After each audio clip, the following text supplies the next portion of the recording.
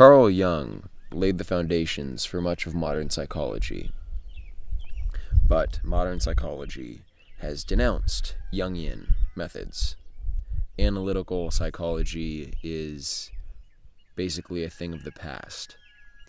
There are schools which practice it today, but you won't be able to study that approach in your typical university setting. Academia has rejected the philosophical approach to understanding the psyche. Carl Jung calls his method scientific because it's based on his own personal anecdotal observances of his patients. But at heart, it is a philosophy of the individual. And this is something that is profoundly necessary.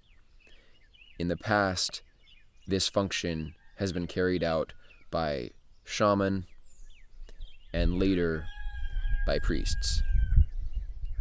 At the initial level, the shaman operates according to the intuitive language of the subconscious.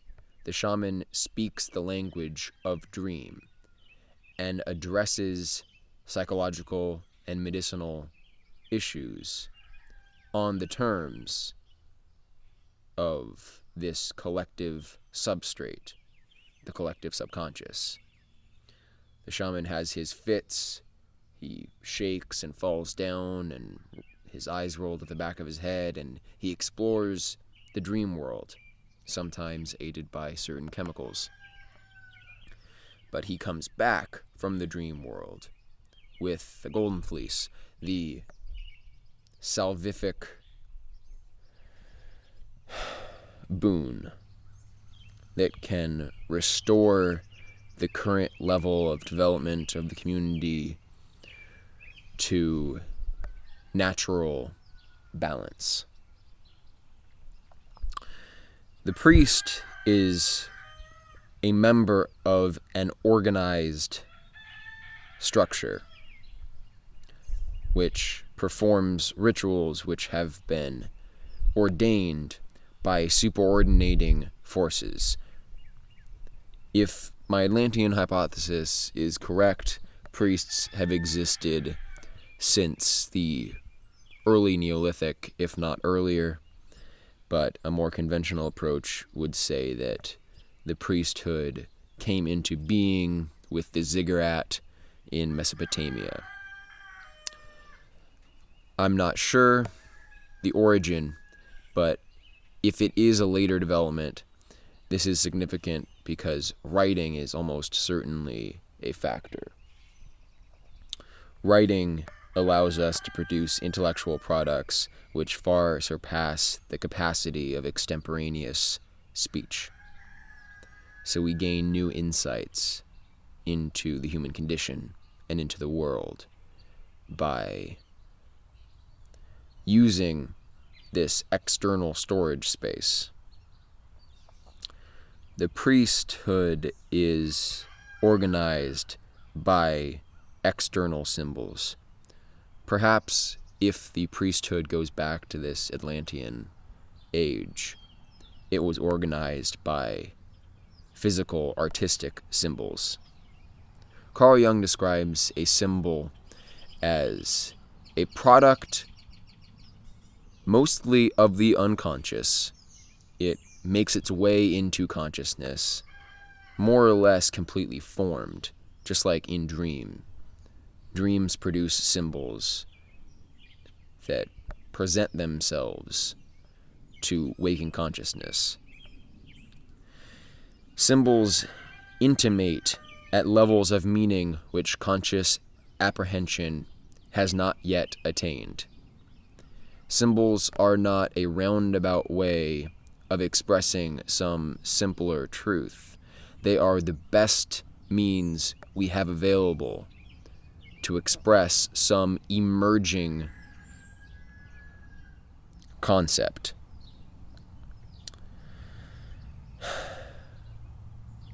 So, Christianity is symbolic. And there were no better terms for Jesus to use than the kingdom of heaven and the Father. This is symbolic language. These were not signs. They had transcendent signifieds.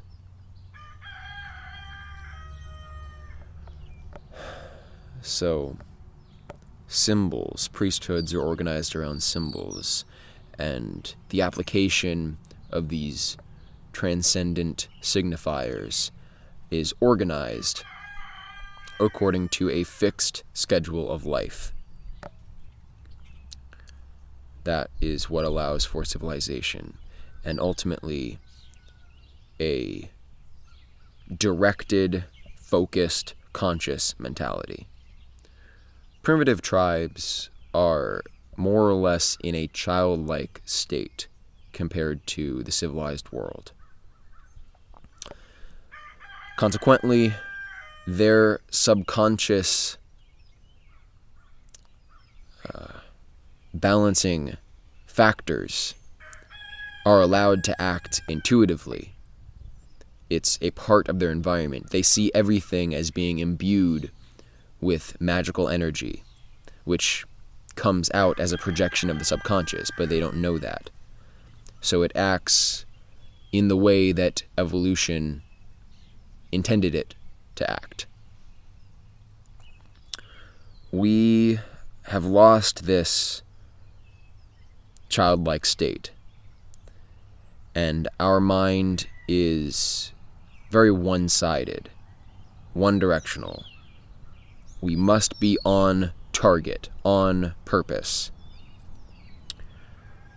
The consequence of this is that we suppress information that truly exists, but is incompatible with the aims of conscious intentionality.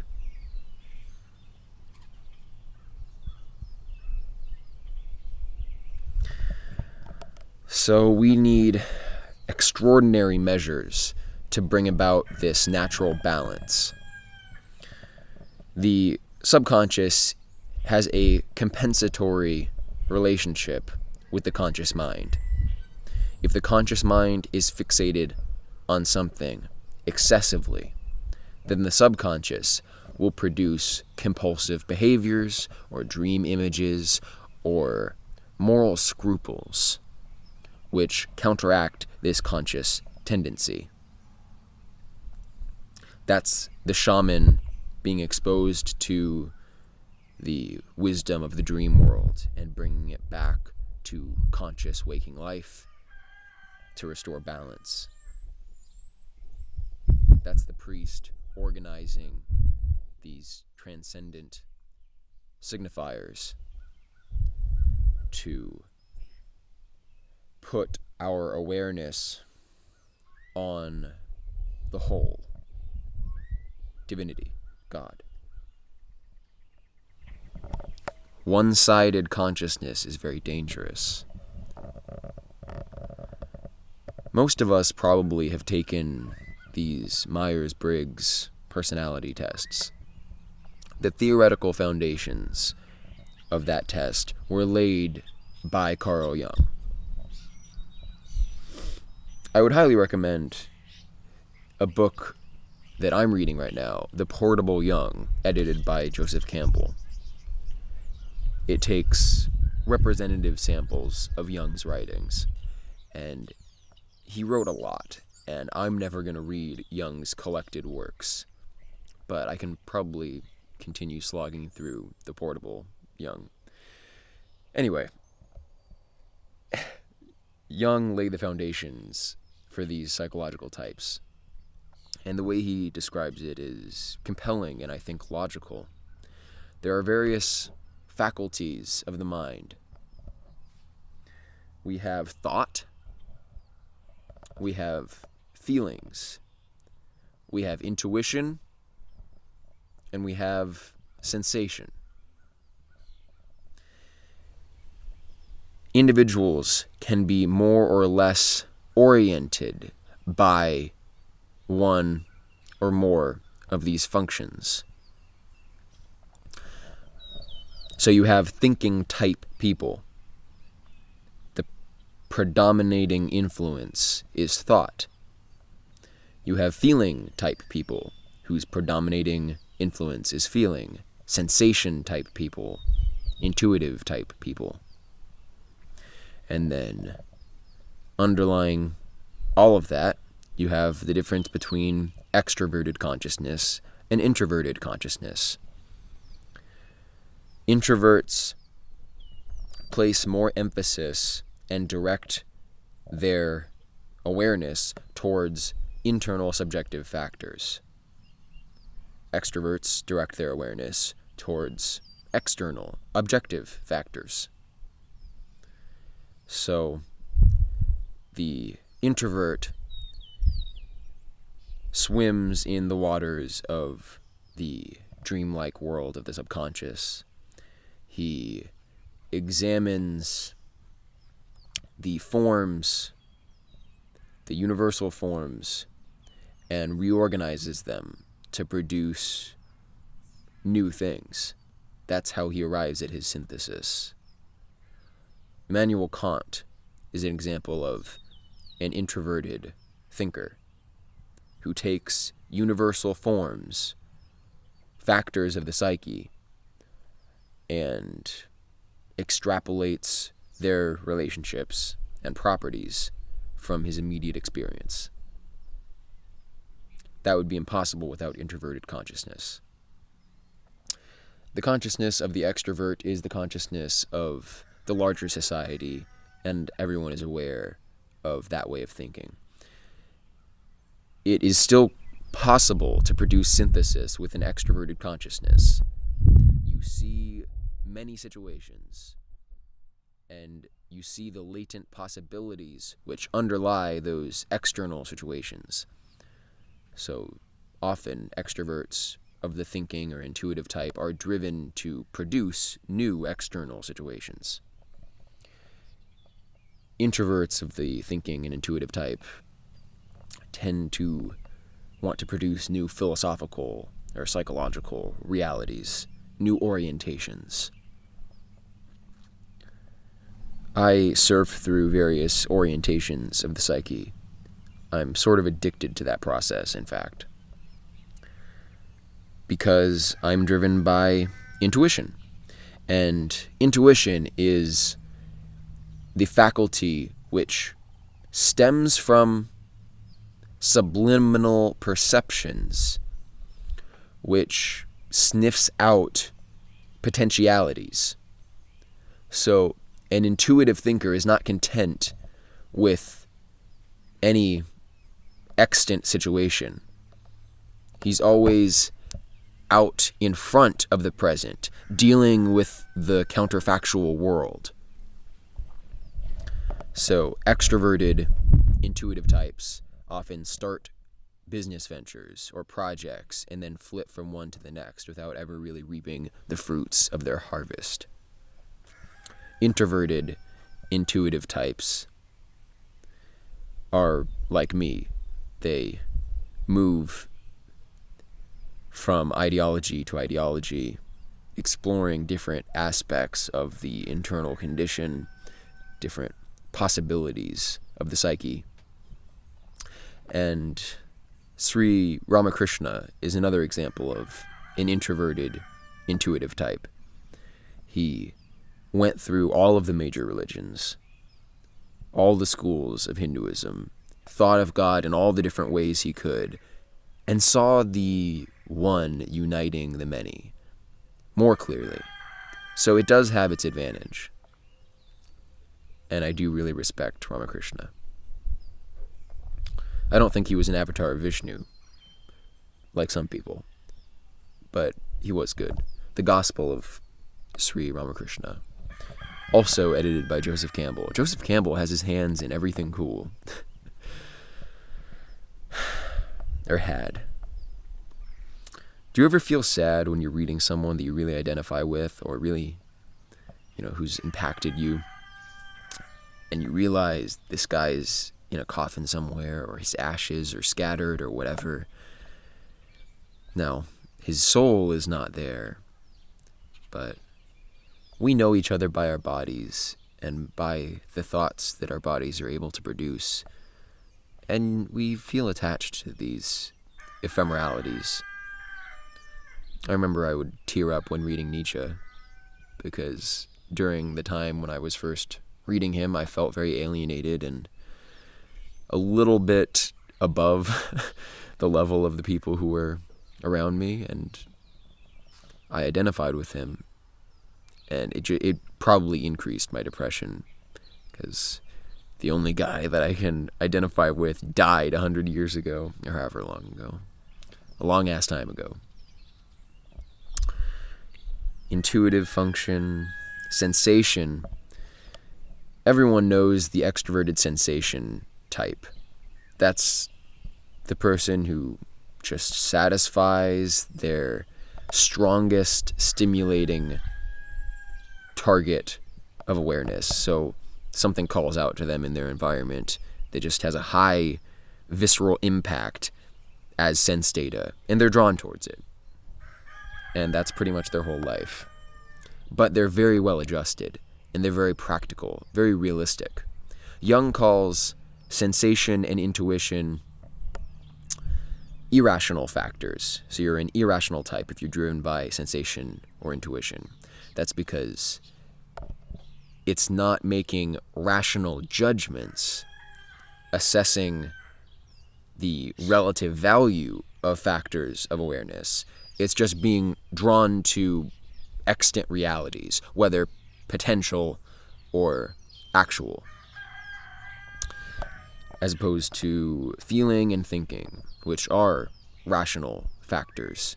Feeling makes judgments, value judgments. Thinking is forced to make value judgments because it's a conscious, one-sided, directed activity which exists at the cost of other possibilities.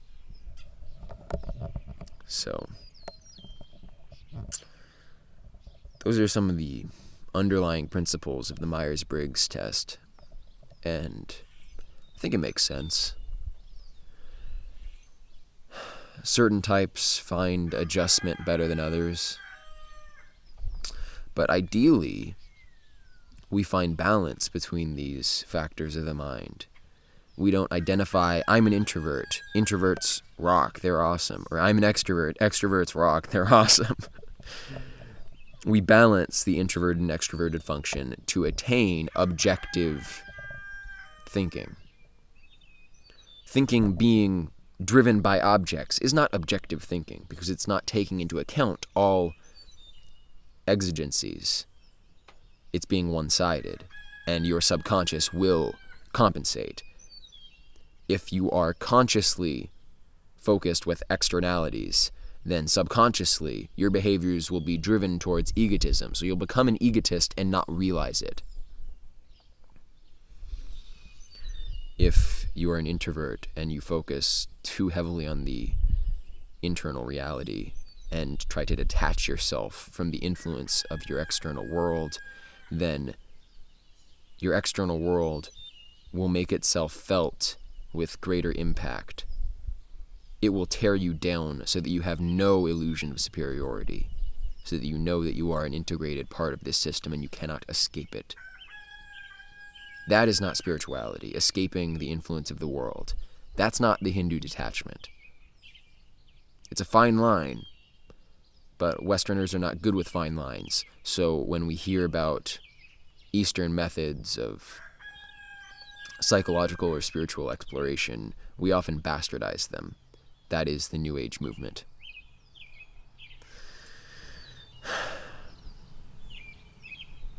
The subconscious. Projections. We have the anima and animus. If you're a man, you have the image, the archetypical image of woman imprinted on you. And the function of this archetype in the man is usually to project emotional values onto objects in your reality. You see the anima at work in the man when he's arguing with his partner. That's when you see it most strongly. If a man is with a partner who doesn't allow for the mapping of all factors of the anima, then he'll have this ideal of woman floating in his subconscious without attaching to anything. And often he'll attach it to other women and cheat, or just be obsessed with the ideal of somebody else. And I think it does help to understand why this happens, because it's not you being an immoral person. It's the situation being such that the archetype that you have of femininity is not allowed to map itself onto the factors of your experience. Men will rationalize these irrational emotional projections and often blame the other person for causing the emotions that they're feeling, which is at face value absurd. They're your emotions, but we've all been there as men. Women have the animus, that is the image or archetype of masculinity, which the prime target is the father, just like the prime target is the mother. The mother is the image of all subsequent feminine relationships for the man. The father is the prime image for all future masculine relationships for the female. And the father typically is viewed as this omniscient, hyper-authoritarian, always right figure that is a guiding force in the daughter's life. So this element of masculinity is expressed most strongly in the animus, because that's what makes the greatest impact on the young girl. The all-knowing quality of the father. The secret romance between father and daughter is that the daughter is the only one who knows that actually my dad's right all the time, and how great is he? He's so smart. The boy is just emotionally fixated on the mother. She doesn't make an impact on him because of her logic. So this is why the animus has the peculiarity of projecting irrational logic. And we've all seen this at work. Women driven by the animus, driven by the image of man, have very opinionated views without any true logical justification. That's because they're operating according to an archaic subconscious image of the logos without actually attaining the logos in consciousness. If you withdraw these projections, if you understand that they're projections and you withdraw them, then they enter consciousness for the male as eros, the binding factor of phenomenology, and for the female as logos. So the man takes this destructive love energy that he has projected and regains it as a deeper kind of conscious love.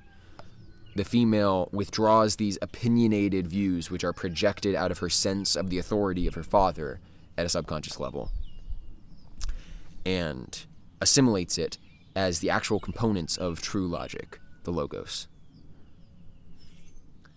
I think Christianity is important because it produces, well, for many reasons, but one of the reasons that it operates psychologically is that it produces an autonomous complex which acts as a mediating factor against conscious tendencies to sin. We have a shadow complex. All of us have that set of traits that we have repressed from conscious awareness because they don't fit in with our conscious values. So we have a shadow that we're ultimately afraid of because it contains all our bad stuff that we've hidden from ourselves. Christ encourages us to bring that content into consciousness and acts as a constant watchdog, a conscience that speaks to us through the voice of the logos, and we allow it to form an autonomous complex. We treat it as another, and so it operates more completely according to the compensatory principle of the subconscious. We don't conflate the voice of our conscience with our own rational mind.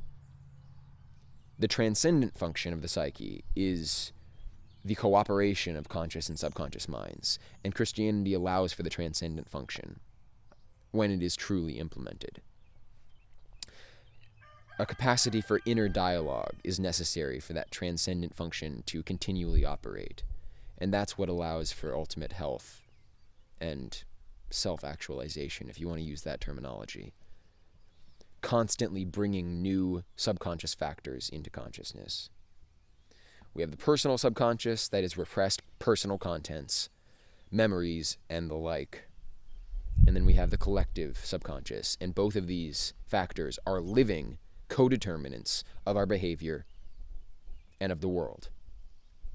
We can reorganize these primordial images of the collective subconscious into prophecy because they contain the ingredients of all subsequent human action, and prophecy is possible because of this.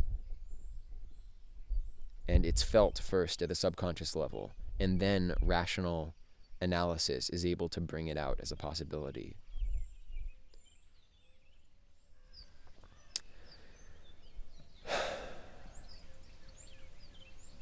Carl Jung seems like a mystic because he gets into the function of mysticism and psychic phenomena. But it is a true psychological function, and it's not supernatural. It's something that occurs here. Nothing is supernatural. Nature is one.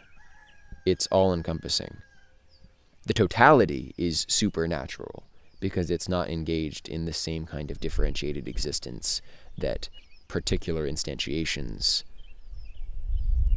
are engaged in. It's the transcendent principle, and the transcendent function of the psyche is a means of constantly grasping at that total reality. And you can't have blind spots. You can't be one-sided in your thinking and attain that. Purely logical thinking cannot comprehend reality fully. True adaptation and individuation, that is, finding your differentiated function in an organic whole, requires the cooperation of the subconscious and conscious minds. It requires the balancing of extroverted and introverted orientation, and the bringing into consciousness of thinking, feeling, sensation, and intuition. In reality, you can never attain perfect balance between these factors because several of the factors work against each other. Thinking works against feeling, and intuition works against sensation, because if you want to sense what's real, you can't be distracted by what's potential. If you want to think rationally, you can't be distracted by the emotional valuations which are presenting themselves in the object, because then you're not considering the true rational value of the object as it is. The object qua object. You're seeing it as object qua object for projection. I think it's a lot of good stuff, actually. It's something that's worth knowing. So, Jungian psychology. Thank you for listening.